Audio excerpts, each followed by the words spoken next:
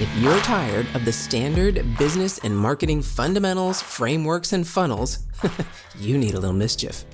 Get ready to turn up the volume on the CEO Mischief Maker podcast, where you access conversations with seasoned business owners who have smashed through mindset barriers, innovated the standard boring business and marketing playbooks, and executed future-paced strategies with bleeding-edge tools and tactics to micro-fail their way into massive success and growth. We are Mindset Impact Strategic Catalysts helping innovative entrepreneurs focus. We are CEO Mischief Makers. Ready to make a little mischief?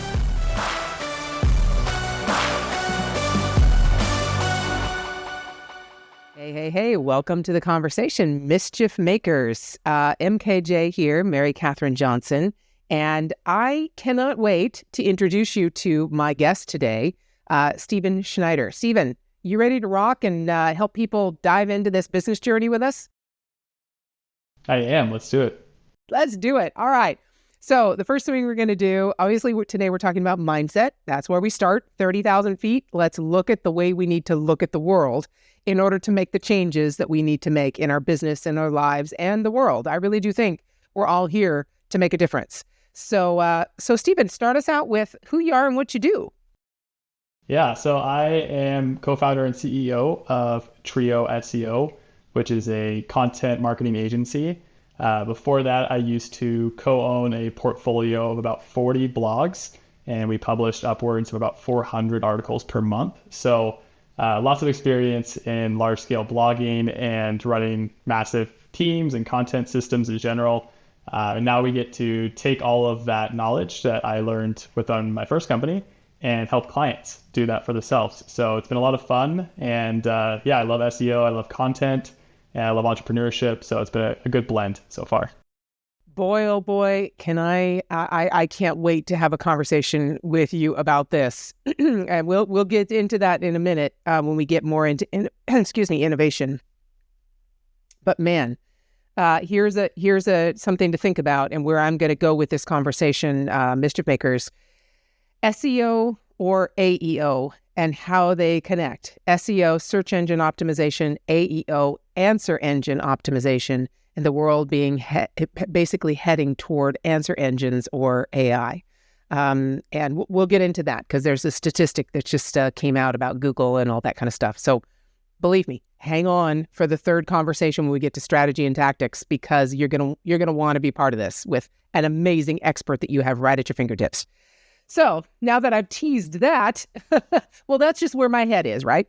And where the world's head is. So tell me, you went from how many blogs did you say that you were running? Yeah, we were publishing about 300 to 400 per month, depending on any given month. So 300 to 400 blogs, and that's what you were doing. You were writing the content and publishing the content, optimizing it to be searchable and to come up as high as possible in the rankings. Yep. And now you took that with the success you had with that, and you're specifically growing a business on SEO and allowing other bloggers to do the same thing you did. Is that right? So it's pretty much the exact same model. The only difference is I don't own all the websites this time. It's the exact same model in terms of doing the strategy, writing the content, the publishing, the uploading, except that we do it for people's own brands and their websites and help them funnel high intent traffic to their sites via organic search. So blogging and just kind of everything that is embarked with content SEO. Wow. Okay, so take me through, first off, give me a little bit of background. Before you got into this 300 and 400 blogs, you had to do something else. You just pop out and go, I'm gonna own 300 or 400 blogs, right? So something else was going on. What were you doing before that? I was studying entrepreneurship in college, actually. This was like many moons ago. And I was in a class project with a friend of mine, and he, just kind of told me, he's like, oh yeah, I do this thing on the side. And back in the day, like we were in college, he was making, 10, 15 grand a month doing this. And I was just instantly hooked, and I was going to get my MBA and do corporate or whatever. And I was like, okay, let's stop everything, pivot. If he's doing this, I can absolutely do this. Let's just learn this as quickly as possible. And my friend became my mentor, and I just kind of started building websites with him, and we had a small portfolio, maybe 2 or 3 sites before graduation. And that was enough to kind of, give me enough information to be like, let's double down on this. There's actually something here. And he had some pretty big sites. I mean, they were making maybe 30, 40,000 a month by himself with his other partner. So we kind of merged and hit the ground running straight out of college. So it was almost like I didn't really have anything else backed up, but I also didn't want to have to worry about getting like a real job, quote unquote. So I was just like full steam ahead. I was like, I will do whatever it takes. I'll work as many hours as it takes, and I'm not going to give up because this is way more fun and way more lucrative. So what more could you ask for? Yeah, definitely. So let me take you through that one right there, because we're talking about mindset shifts. So you're in college, you're going to get a corporate job, you're on the regular, college hamster wheel of trying to find the career that you're going to do for the next typically 30 years, right? That most people think about when they're going to college. You don't want to invest this kind of money and not think you're going to be in that career for a long time, at least long enough to pay off the loans if you have them. So what in the world? How did you go from that to entrepreneurship? I mean, it's one thing to see your friend doing something and talk to them about it, but you really had to have something that made you go, not just this is possible, but it's possible for me. What was Yeah. So I knew him, like I've known him, for some time. It wasn't like we just met in college. Like I grew up with his wife, and we go way back. And so I was like, well, if you're doing this, like I can absolutely do this. Like it wasn't like he was, he's a smart dude, but it wasn't like I was looking at Bill Gates sitting next to me thinking this is so out of reach. Right. And also he showed me all this sort of stuff, and it wasn't like it was rocket science. It was write an article, and I feel like I'm, naturally somewhat of a good writer, publish an article and wait for 3 months. And I think that was the biggest mindset shift. Was SEO came with this massive game of delayed gratification. And so when you publish an article and you have to wait 6 months for it to even make its first dollar. And so he over time told me, he's like, I've had plenty of friends do the same thing you're doing, and all of them drop off because no one could actually put in the time and be like, I'm okay with that, that massive game to see it through. So it was just patience. And I knew that I had some time before graduation. So I was like, I really don't have much to lose, and let's just see what happens. And I made my first like 50 cents online, and I'll never forget that. And then once that came through, I just knew we were kind of going to be off to the races. So we had some couple lucky strikes early on, which kind of put some wind in the sails. But yeah, it was just fun, and it was energizing, and it was within reach.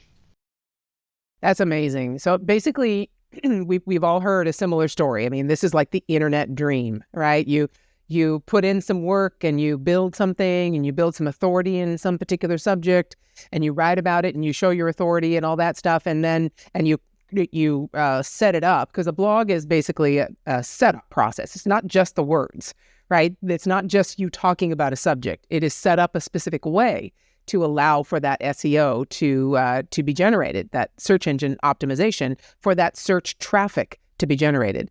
So what made you decide that the delayed gratification was worth it?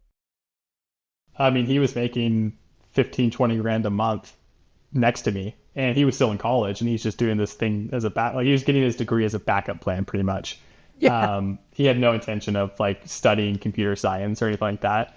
And I just saw, I just had never even fathomed making that much money in 1 month. And, you kind of hear about, okay, you go to college, you get the 6-figure salary, you'll be lucky if you're making 100 grand within a couple of years, and then you play the corporate ladder. And it's just a very rigid model. And here's this 19-year-old kid making 20 grand a month in his apartment. And I'm like, what? Like, I remember getting goosebumps when I first saw it, because I was like, there's no way you're making that much money. And he's like, yeah, here's all the analytics and blah, blah, blah. And once I saw that, I was just like,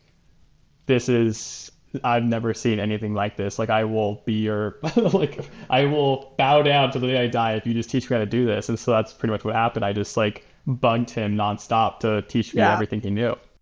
And he wasn't doing ads and everything. This is really search engine. This is really organic. So it was all affiliate marketing. So we would write best of articles. Our first website was a barbecue website, and so it'd be the top 5 barbecues of 2000 whatever. Right. And obviously we had never tested anything, but we just did like a bunch of research and like read a lot of consumer reviews, and you kind of just get into a flow. But yeah, that's kind of the name of the game. Yeah. And then, so that's, I get that. I totally understand it. And it is a machine. You set up the machine, you do the research, you figure out the topic. I'm sure you used a lot of tools like SEM Rush and a bunch of different tools to try and find the topics that you want to write about. And then looked at the affiliate opportunities, probably Amazon and a bunch of other sites.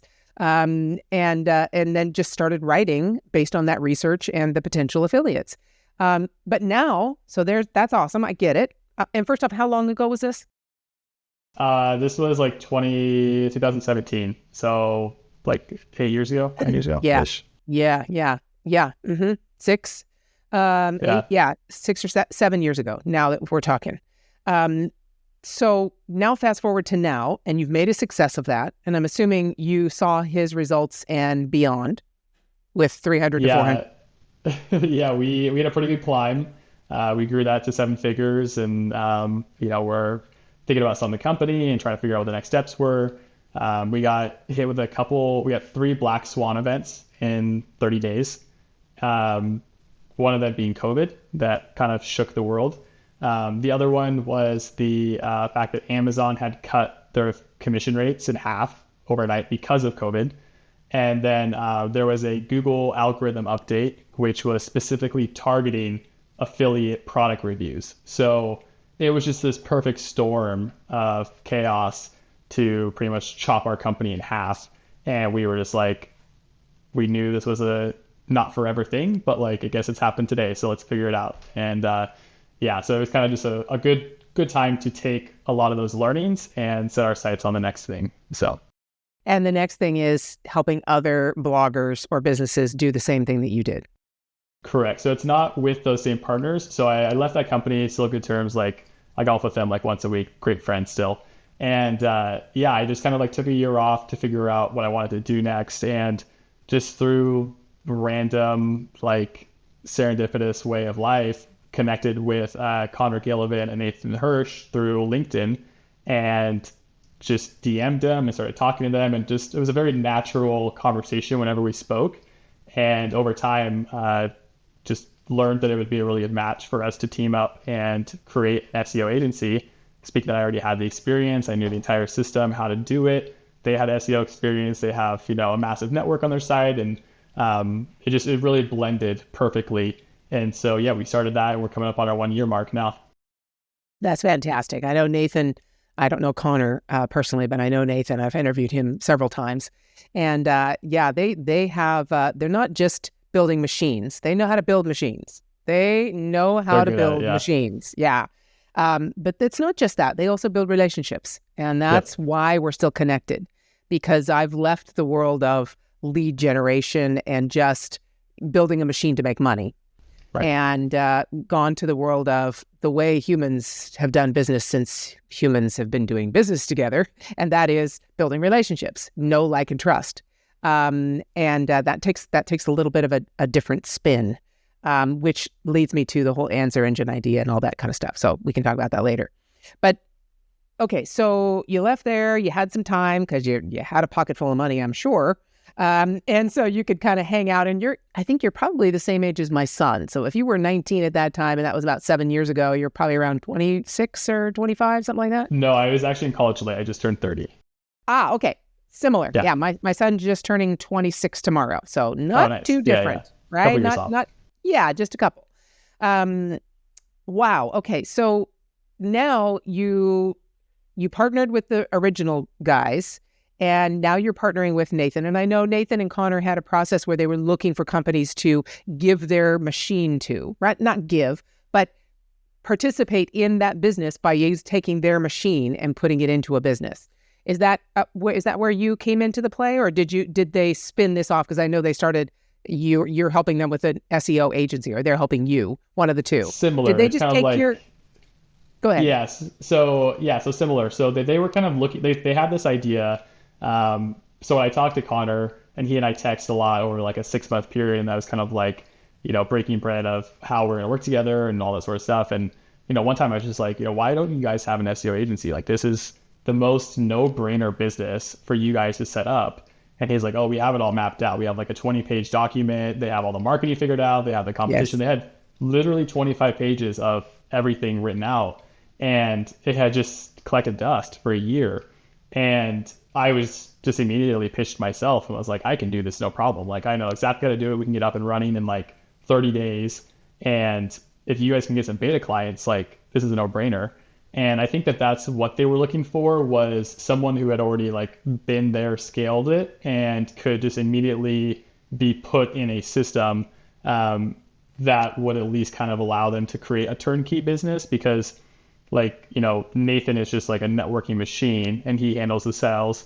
And then Connor is a like master SEO on LinkedIn and has like, you know, 80,000 followers on LinkedIn, a great guy, just super knowledgeable.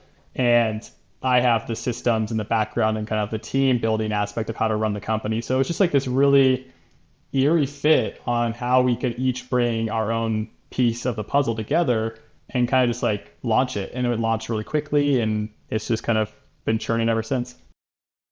But there's a big difference. And most people who own an agency become agency owners accidentally.